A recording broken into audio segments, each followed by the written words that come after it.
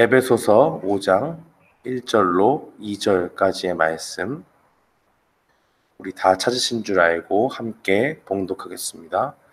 그러므로 사랑을 받은 자녀같이 너희는 하나님을 본받는 자가 되고, 그리스도께서 너희를 사랑하신 것 같이 너희도 사랑 가운데 행하라. 그는 우리를 위하여 자신을 버리사 향기로운 제물과 희생 제물로 하나님께 드리셨느니라. 아멘. 저는 오늘 본 말씀 에베소서 5장 1절로 2절 말씀을 통해서 사랑의 하나님을 본받으라라는 제목으로 주의 말씀을 선포하겠습니다. 우리는 계속해서 4장 25절 이후로부터 그리스도 안에서 새 사람이 어떻게 살아야 되느냐 하는 것들을 살펴보고 있습니다. 그 가운데 오늘 본문 말씀은 우리가 하나님의 자녀라는 사실을 기억하고 그 하나님을 본받아 살아야 된다라고 그렇게 증거하고 있습니다. 1절 말씀해 보니까 그러므로 사랑을 받는 자녀같이 너희는 하나님을 본받는 자가 되고라고 그렇게 증거를 합니다. 우리가 그리스도 안에서 새 사람이 되었다면 어떻게 살아야 되는가라고 이야기할 때 우리는 우리가 하나님의 사랑을 받은 자녀라는 사실을 분명히 깨달아 알아야 됩니다.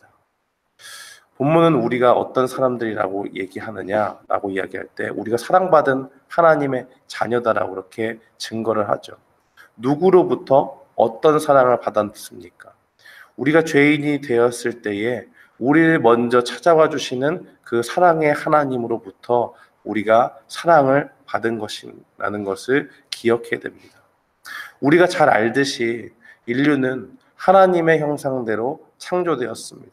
그러나 안타깝게도 창세기 3장의 타락의 그 사건들을 통해서 하나님과 아주 좋았던 그 관계가 깨어지게 되었지요. 이 관계의 어그러짐을 통해서 하나님과 우리 사이에 벽이 생기게 되었습니다. 온전한 하나님의 자녀와 하나님 아버지의 그 관계 사이에 문제가 생긴 것이죠. 그리고 성경은 이 벽을 가리켜서 죄라고 그렇게 이야기합니다. 사탄은 최초의 인간이었던 아담과 하와를 꼬드겨서 죄를 짓게 만들었지요. 하나님이 인간에게 선악을 알게 하는 그 열매를 먹지 말게 하셨는데 동산 모든 그 에덴 동산을 살게 하시고 그곳에 있는 모든 실과를 다 먹게 하셨지만 그 나무의 열매는 먹지 말라고 그렇게 말씀하셨습니다. 왜냐하면 그것을 먹으면 죽기 때문에 그렇다고 말씀을 하지요.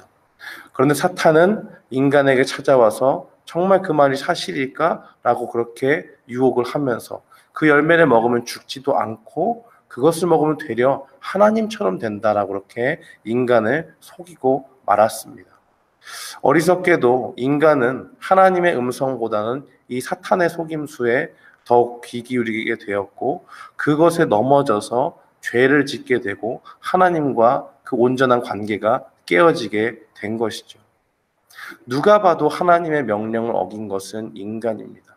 그런데 하나님은 자신에게 죄를 지은 인간을 긍휼히 여기셔서 이 관계를 회복시키고자 하셨습니다. 죄 가운데 방황하고 불쌍하게 사는 인간들을 위해서 직접 하나님이 해결책을 제시하시고 그 구원의 계획을 짜셨다는 것을 우리는 분명히 보게 되는 것입니다. 이 관계를 회복시키시는 분은 바로 우리 주 예수 그리스도이신 것이죠. 예수님은 이 땅에서 우리를 위해서 죽기 위해 이 땅에 오셨습니다. 온 인류가 하나님 앞에 지은 그 죄를 대신 지시고 마치 자기가 죄인인 것처럼 십자가에서 죄의 형벌을 받으시려고 이 땅에 오신 것입니다.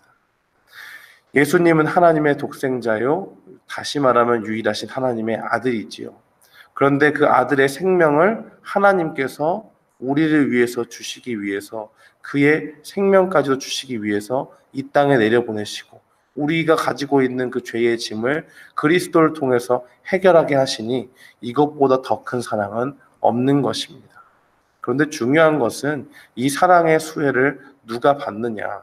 바로 우리가 받는다는 것이고 그 사랑의 하나님으로부터 우리가 하나님의 자녀이기 때문에 받게 되었다는 것을 분명히 보게 됩니다. 로마서 8장 14절로 15절 말씀은 이렇게 증거하죠. 무릇 하나님의 영으로 인도함을 받은 그들은 곧 하나님의 아들이라. 너희는 다시 무서워하는 종의 영을 받지 아니하였고 양자의 영을 받았으므로 아바 아버지라 부르짖느니라 라고 그렇게 증거를 합니다. 우리가 하나님을 일컬어서 하나님 아버지라고 이야기하지 않습니까? 아바 아버지라고 부르는 것이죠. 그렇게 된 이유가 무엇이냐? 어떻게 우리가 하나님을 아버지라고 부를 수 있느냐? 바로 그리스도 예수를 믿는 믿음 가운데서 우리가 하나님의 자녀가 되었기 때문이다라고 그렇게 이야기하는 것입니다. 하나님의 사랑을 입어서 하나님의 자녀가 되었다면 우리는 마땅히 우리의 아버지이신 하나님을 본받아 살아야 되는 그러한 위치에 있다는 것을 분명히 기억해야 됩니다. 그런데 그 하나님의 그 대표적인 속성이 무엇이냐? 정말 우리가 본받아야 될 것은 무엇이냐? 하나님께로부터요. 그것은 바로 사랑이라고 하는 그 하나님의 위대한 성품이라는 것이죠. 우리가 사랑의 하나님께 은혜를 받은 자라면 우리는 또 그리스도께서 우리를 사랑하신 것처럼 우리도 다른 사람에게 사랑을 실천해야 된다는 이야기입니다. 예수 그리스도의 사랑의 그 핵심은 무엇이냐? 오늘 2절 말씀에 나와 있지요. 2절 말씀을 살펴보면 그리스도께서 너희를 사랑하신 것 같이 너희도 사랑 가운데 행하라고 그렇게 증거합니다. 그러면서 말하기를 그는 우리를 위하여 자신을 버리사 향기로운 제물과 희생 제물로 하나님께 드리셨느니라라고 그렇게 증거를 합니다. 그리스도의 사랑의 핵심은 바로 우리 자신을 위해서 그리스도께서 자기 자신을 제물로 바쳐서 자기 자신의 목숨을 버리시고 자기 몸을 희생하신 바로 그 희생에 있었다는 것을 분명히 기억해야 됩니다. 예수님이 이 땅에 오셔서요, 다른 사람들에게 이렇게 얘기하지 않았습니다. 하나님께서 나를 통해서 너희를 구원하시기 위해서 이 땅에 오셨다. 이렇게 말만 하고 그냥 하늘로 올라가신 적이 없습니다. 그 인생 가운데 어떻게 하셨느냐? 그 병이 있고 귀신 들린 자를 직접 내어 쫓으시고 식사도 못 하시면서 그 일을 감당하시고 어떻게든 많은 사람들에게 하나님의 나라를 전파하기 위해서 천국 복음을 전파하기 위해서 자신의 그 피로함, 인간의 몸을 입고 이 땅에 오면서 가진 허기도 버리시고 허기를 짊어지면서 자신의 육신의 그 고통을 짊어지면서 그 모든 일들을 감당했던 것을 보게 됩니다. 또 그리스도께서 십자가에 지신 것은 어떻습니까? 십자가에 달리실 때 단순히 무슨 하나님의 큰 능력으로 자기가 직접 고통을 당하지 않고 마치 허수아비를 무슨 십자가에 달려가지고 자기가 죽는 것처럼 사람들에게 환상을 보여주신 것이 아니라 하나님의 아들로서 이 땅에 오시고 그가 직접 그 무거운 형벌을 감당을 하셨다는 것이죠. 그가 직접 십자가에 못 박으셔서 그 피와 살이 찢기는 그러한 고통을 짊어지시고 그 모든 것들을 우리를 위해서 희생하셨다는 것을 우리가 깊이 묵상한다면 우리가 하나님의 그 크신 사랑을 깊이 깨달을 수 있을 것입니다. 그 그리스도의 사랑이 우리에게 임해졌고 그는 실제적으로 고통당하시며 그의 희생 가운데서 우리를 사랑하셨다는 것을 봅니다. 그러니 우리가 우리의 형제나 우리 주변에 있는 많은 사람들에게 그리스도의 사랑을 실천한다라고 이야기할 때 그것은 결코 말과 혀로만 하는 사랑이 될 수가 없는 것이죠. 요한일서 3장 16절로 18절은 이렇게 증거합니다. 그가 우리를 위하여 목숨을 버리셨으니 우리가 이로써 사랑을 알고 우리도 형제들을 위하여 목숨을 버리는 것이 마땅하니라. 누가 이 세상의 재물을 가지고 형제의 궁핍함을 보고도 도와줄 마음을 닫으면 하나님의 사랑이 어찌 그 속에 거하겠느냐. 자녀들아 우리가 말과 혀로만 사랑하지 말고 행함과 진실함으로 하자라고 그렇게 증거합니다. 어떻게 우리가 사랑을 알았느냐. 그리스도께서 우리를 위해서 목숨을 버리셨으니 우리가 이로써 사랑을 알았다라고 그렇게 증거합니다. 그리스도의 사랑은 말과 혀로만 되는 것이 아니고 실제적으로 희생을 감수하고 때로는 고통을 감내하면서 때로는 자기 자신의 이익도 버려가면서 나의 그 희생을 감수하면서 그렇게 사랑을 실천하셨다는 것을 분명히 기억해야 됩니다. 사랑하는 성도 여러분, 우리는 사랑의 하나님을 닮아서 그분을 본받아야 합니다. 우리가 하나님께 사랑을 입고 예수 그리스도께서는 자신의 희생을 감수하면서까지 우리를 사랑하신 것을 봅니다.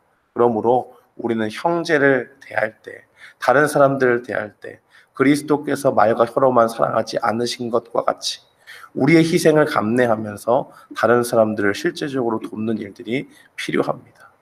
우리가 쉽게 구제헌금을 하는 것도 그러한 연유에서 하는 것이죠. 우리가 가지고 있는 재물의 일부를 구제를 위해서 쓰는 것 아닙니까? 그 말은 우리가 그 하나님께 구제헌금을 내어 놓은 것만큼 우리 자신을 위해서 쓸 수 없는 그 희생이 있는 것이죠. 이것은 아주 희생의 작은 부분입니다만 다른 것으로도 우리가 충분히 적용해 볼 수 있는 것이죠. 우리가 다른 사람을 사랑으로 도울 때 우리가 정말로 그 사람을 위한다면 어디 한번 가보십시오 이러고 끝납니까?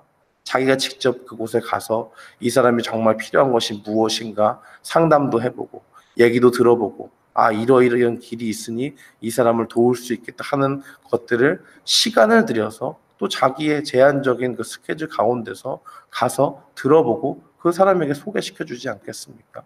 시간적인 희생도 있는 것이고 여러 가지 물질적인 희생도 감내할 수 있어야 되는 것이 바로 우리가 말과 혀로만 사랑을 실천하는 것이 아니라 희생을 감수하면서 그리스도의 사랑을 우리가 다른 사람에게 실천하는 그러한 일들인 줄 믿습니다. 사랑하는 성도 여러분, 우리가 오늘 이 말씀을 기억하고 우리가 사랑의 하나님을 본받아서 우리의 희생을 감내하면서 다른 사람에게 사랑을 실천하는 우리 모두가 되기를 주님의 이름으로 축원합니다. 아멘.